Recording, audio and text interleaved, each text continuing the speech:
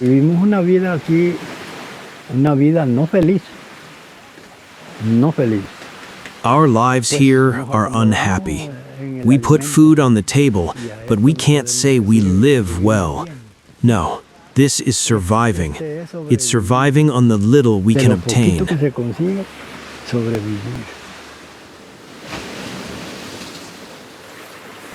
That's Don Pablo. He lives in Cayos Cochinos, a series of Garifuna fishing villages off the Honduran coast. This week, a ray of hope. The Inter-American Court of Human Rights ordered the Honduran state to protect them from threats and aggression for defending their land. I'm Roman Gressier, the editor of El Faro English, and this is our weekly podcast, Central America in Minutes.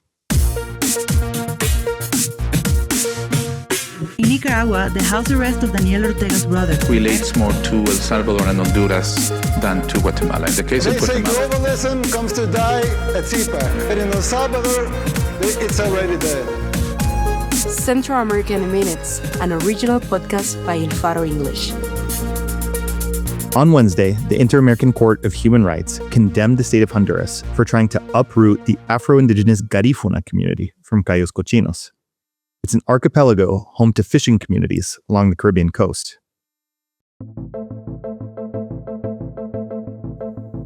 The Garifuna nation spans 65 peoples of mixed African and Carib Arawak descent. They live along the coasts of Belize, Guatemala, Honduras, and Nicaragua, as well as displaced communities in places like New York. They arrived in Central America at the end of the 18th century after their expulsion from the Caribbean island St. Vincent. In 1995, Honduras ratified ILO Convention 169, granting Garifuna and indigenous peoples the right to ancestral land, which was a historic debt to these communities. But in Cayos Cochinos, at the behest of a tourism conglomerate and a European TV spinoff of Survivor, authorities banned hook and line fishing and gill nets in the name of ecological preservation. The Honduran army became the enforcers. The Garifuna people brought the case to defend their right to survival on ancestral territory. They denounced land theft, criminalization, physical violence, and enforced disappearances. It's not the first time the Inter-American Court has heard a case from Honduran Garifunas, and the rulings are no guarantee of compliance from the state. In 2015, the Inter-American Court issued unequivocal protections for Garifuna land in Punta Gorda, and ordered the Honduran state to make reparations for dispossession and other violence. And then nothing happened. El Faro English published a multimedia special in 2022, The Survivors of Cayos Cochinos, with a documentary, photo essay, and written chronicle. The opening goes like this. The islands are an Eden for tourists, a goldmine for big business, and a hellscape for islanders struggling to survive.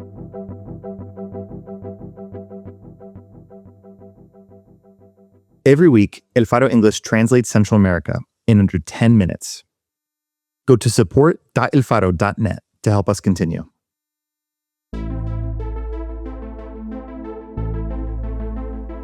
Next, to Guatemala, for this week's chapter in the battle over the country's top courts, which in recent years have been plagued with allegations of corruption and insider dealing.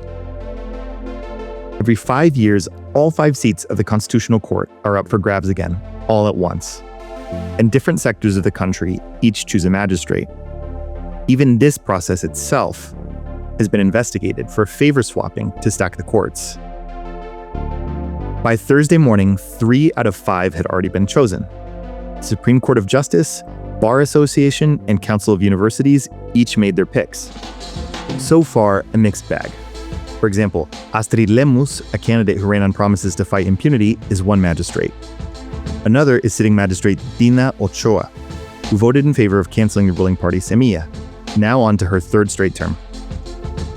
Interestingly, current Attorney General Consuelo Porras, who's been internationally sanctioned for corruption and lawfare, failed to get a single vote, despite her friends in high places.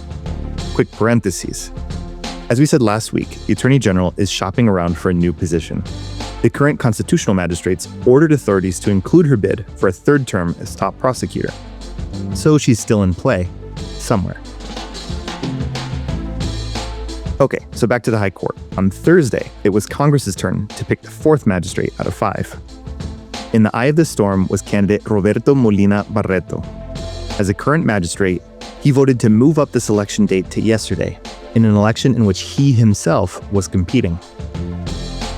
The magistrate has swung the vote in some of the most controversial cases in Guatemala, like overturning the genocide conviction in 2013 of former dictator Efraín Ríos Montt. In his camp are longtime congressmen, some of them sanctioned by the US in recent years, like Álvaro Arzu Jr.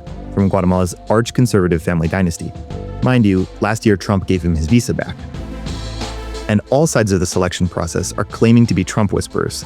President Bernardo Arévalo claimed his enemies were lying that the US embassy was secretly supporting Molina Barreto. Arévalo gets to make the 5th and final pick for magistrate. Meanwhile, a quote-unquote anti-embassy lobby, that's what some news outlets are calling it in shorthand, is claiming the opposite. The outlet Plaza Pública reports that one group newly registered to lobby the Trump administration is led by businessman Rodrigo Arenas, who has his own media outlet, República. Arenas publicly claims the Trump administration is not looking favorably on President Arévalo or his criticism of the Attorney General or Constitutional Court selection process. That much is really unclear, though. But the anti-Arévalo lobby has caught Roger Stone's ear. He's the Trump advisor and lobbyist who pushed for the pardon of convicted Honduran narco president Juan Orlando Hernández last year. Roger Stone has shown his Guatemala cards. He wrote on X in January, providing no evidence, quote, "Narco-controlled election fraudster Bernardo Arévalo emerges as the Maduro of Guatemala."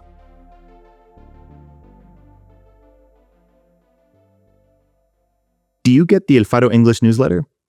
For a deeper look at Central America every week, go to elfaro.net/en and subscribe to help us topple the dictatorship of the algorithm. On Thursday, in Guatemala City, the human rights organization Cristosal found that at least 245 people have been persecuted for dissent in El Salvador since Nayib Bukele came to power.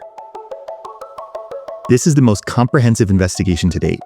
They include trade unionists, environmentalists, journalists, judges, opposition politicians, human rights activists, academics, and former officials, many of whom enjoy special protection under international law because of the public importance of their work.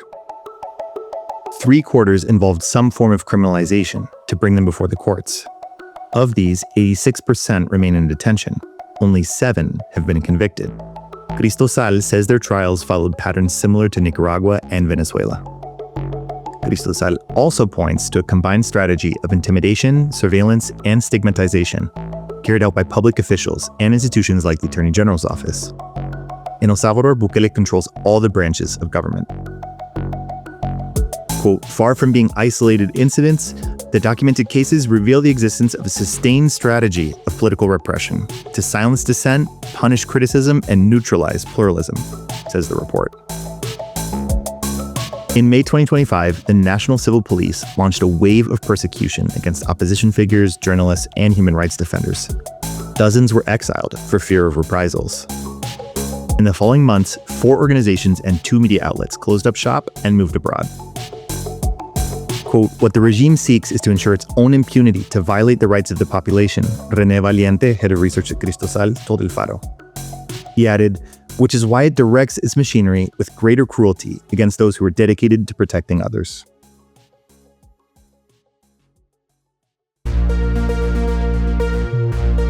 Thanks for streaming Central American Minutes. This episode was written by Yuliana Ramazzini, Gabriel Labrador, and me, Roman Gressier, with sound design by Omnian and support from the Canada Fund for Local Initiatives.